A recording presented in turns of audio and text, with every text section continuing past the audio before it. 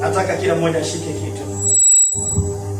Sio kila mtu anachaguliwa, sio kila familia wanateua mtu. Lakini Biblia inasema ameiangalia familia ya Yosafati.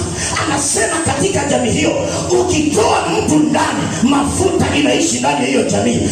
Watapambana na adui na watamumaliza. Watapambana na adui na watamuangamiza.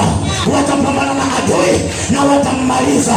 Katika familia ya Yosafati nimemuona kijana.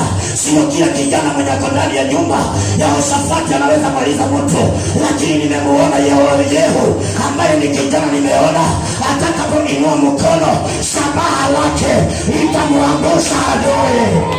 Oh my father, sio kila shabaha linaangusha adui. Shabaha zingine zinagonga mkono, lakini Biblia inasema walipomtazama Yehu, waliangalia wakajua atakapolenga mmoja kwa moja Yoramu ataanguka. Ninahisi ninazungumzia watu ambao watalenga usiku wa leo. Anaomaliza masomo ya watoto wenu ataanguka usiku wa leo. Anayemaliza vibarua zako ataanguka usiku wa leo. Anayemaliza kazi zako ataanguka usiku wa leo. Tuko na mtu anachaguliwa.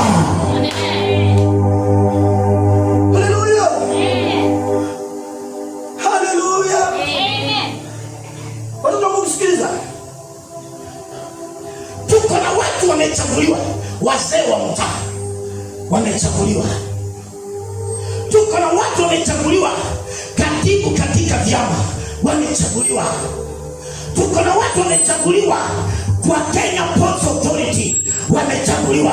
Lakini huyu mwenye anachaguliwa usiku wa leo ni kuangamiza adui ambaye amekuwa akiwatesa.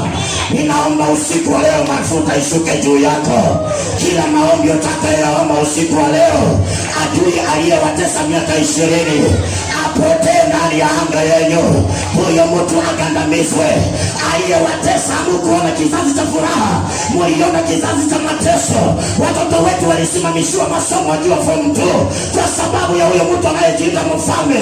Ninahisi katika anga ya kiroho unaenda kuachiliwa mafuta juu yako yatakayoangamiza adui wa miaka mingi ndani ya jamii yenu. Haleluya, haleluya. Kizazi kimepita, vizazi vingi vimepita kwenyu. Wanasema hakuna mtu mwenye ameshawahi soma. Niliwauliza swali, ni kwa nini wewe uite kwa harusi na uiti watu kwa harusi yako? Ni kwa sababu mfalme anayetawala kila ndoa ya familia yenu anasababisha mzae watoto pasipo kuingia kwa ndoa.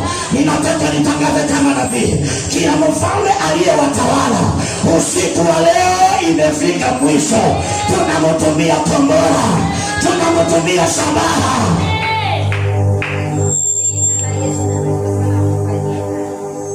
Haleluya. Amen.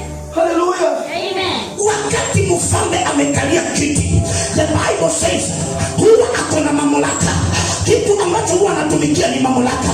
Akona vyombo vyote vya security, akona uwezo wote, sauti yake iko na uwezo.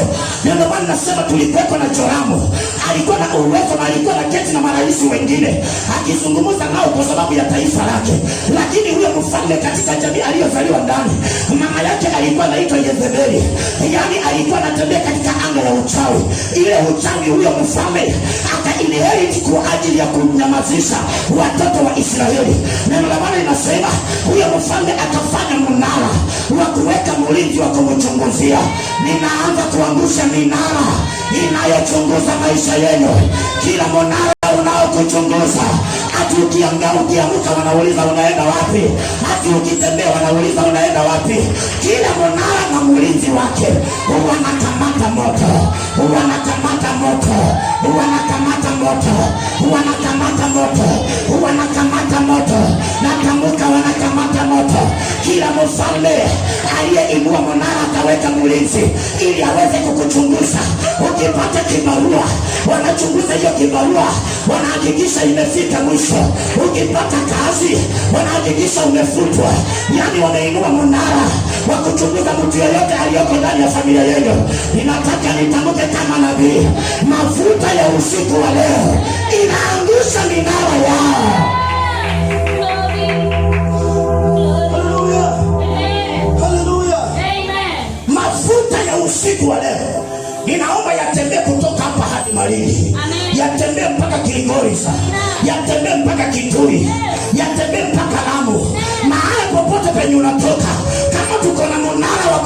maisha ya watoto wenu ipo, ianguke.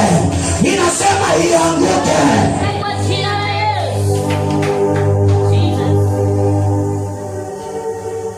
Watu wanapenda sana kukiona ukizunguka mahala pamoja, wanapenda sana kukiona ukilia.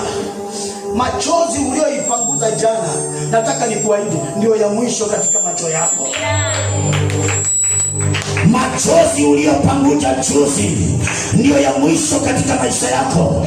Yehu amechaguliwa. Yehu amechaguliwa.